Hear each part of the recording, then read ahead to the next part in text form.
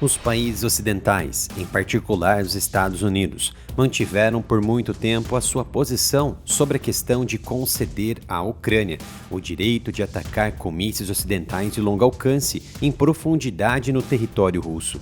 Eles justificaram isso com vários motivos, desde a ameaça de escalada até o fato de que a Rússia supostamente retirou suas aeronaves para mais fundo no território e, portanto, não há sentido em tais ataques.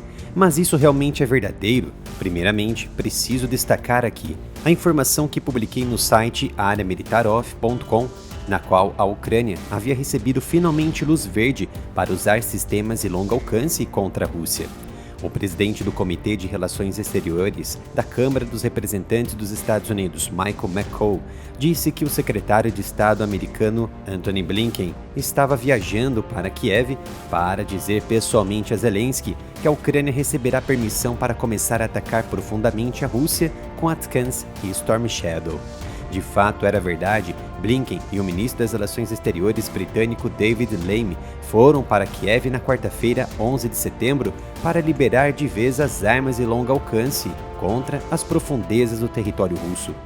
Parece que a entrega de mísseis balísticos do Irã à Rússia foi a gota d'água que fez transbordar esse copo. No entanto, não vou entrar nesse momento no mérito de autorização, mas sim os motivos pelos quais fizeram os Estados Unidos resistirem tanto na autorização do uso dessas armas contra a Rússia. Antes de tudo, é preciso entender que quaisquer que sejam os mísseis para os quais a Ucrânia recebeu aprovação apropriada, sejam eles Atkins, balísticos ou mísseis de cruzeiro para aeronaves subsônicas, como os mísseis Storm Shadow, Scalp-G e até mesmo o AGM-158 Jasmine, e possivelmente a muito específica arma conjunta AGM-154, todos serão limitados pelo alcance de atingir os alvos a 300 km.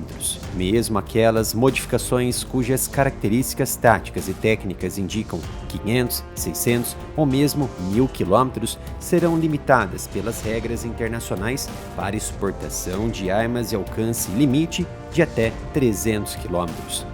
É por isso que, quando falamos sobre as possibilidades de utilização de armas e mísseis de longo alcance fabricadas no Ocidente em todo o território russo, estamos falando de uma profundeza de utilização a partir da fronteira de 300 km e não exclusivamente limitado a esse 300 km. Ou seja, esse limite é virtual, sendo que essas armas podem ultrapassar esse limite. E agora, o mais interessante é, será mesmo que toda a aviação russa está realmente retirada desta zona? É claro que não. Em 27 de agosto, a edição americana do The Wall Street Journal publicou uma matéria referenciando uma autoridade que observou que a Ucrânia não recebe aprovação para ataques em território russo com mísseis Atkins, uma vez que as forças aeroespaciais russas retiraram 90% das aeronaves para o interior do território, fora do alcance dos mísseis balísticos. Mas isto é uma mentira, que também foi implementada e expressada pela vice-representante do Departamento de Defesa americano, Sabrina Singh, numa reunião informativa no Pentágono em 5 de setembro, que afirmou essa impossibilidade na transferência de equipamentos de longo alcance. Atualmente, existem 20 bases aéreas localizadas na zona de quase destruição que utilizam ativamente as forças aeroespaciais russas. Essas bases aéreas abrigam helicópteros de ataque multifuncionais, bem como vários tipos de aeronaves táticas de ataque. Mas na maioria dos casos, quando falamos de aviação russa, pensamos em bombardeiros de linha de frente com a funcionalidade do caça Su-34. Mas isso está errado. No espaço aéreo da Ucrânia, por exemplo, sobre territórios temporariamente ocupados, não apenas Su-34, mas também aeronaves de ataque Su-25, bombardeiros de linha de frente Su-24, caça Su-27, Su-30, Mi-24, Mi-35 e o Ka-52, helicópteros esses usados regularmente. De acordo com as características e desempenho, com carga de combate normal, o alcance de voo dessas aeronaves possui uma média interessante. Por exemplo, as aeronaves Su-25, Su-24, Su-27, Su-30, Su-34, Su-35 variam entre 500 a 1.500 km de alcance. Já os helicópteros Mi-24, Mi-35M, Ka-52 e Mi-28 variam entre 450 a 550 km de distância. E agora prestem bem atenção. Como poderia a Rússia conduzir 90% da aviação para o interior de seu território se esses 90% têm um alcance médio de voo de 600 km ou menos? Afinal, trata-se de fato de uma distância da fronteira com a Ucrânia de 300 km de profundidade de ida e volta. Mas, de uma forma estranha, numa zona de combate, essas aeronaves continuam realizando missões de combate direta, ou seja, sem reabastecimento. Mas antes de eu encerrar esta análise, como podem observar, o canal não tem mais engajamento por causa das punições da plataforma. E a única forma de ajudar o canal é comprando os meus produtos da loja oficial, omapenca.com/área militar. Tudo é produzido no Brasil por uma empresa especializada e de alta qualidade, na área de Insky, Kursk, Voronezh, Morozovsky e assim por diante. As bases aéreas continuam sendo utilizadas ativamente não apenas para as necessidades do Su-34, mas também do Su-25 e Su-24.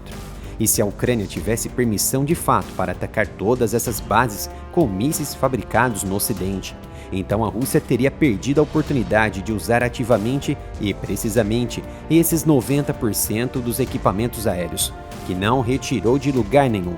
E se tivesse retirado, simplesmente não voariam até a fronteira com a Ucrânia em plena carga de combate. Por sua vez, na zona intermediária afetada, além de 300 quilômetros da fronteira, a Rússia possui apenas 6 aeródromos que poderiam usar o Su-34 e Su-35 para lançar ataques à Ucrânia, mas principalmente na zona próxima da fronteira, já que o alcance de voo com carga total não seria suficiente.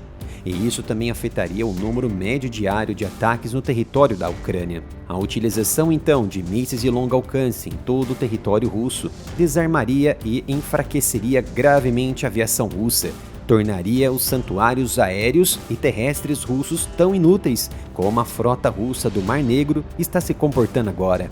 E agora se transformou numa flotilha, se tornou praticamente sem força na região. E a Ucrânia não sofreria tanto quanto agora está sofrendo.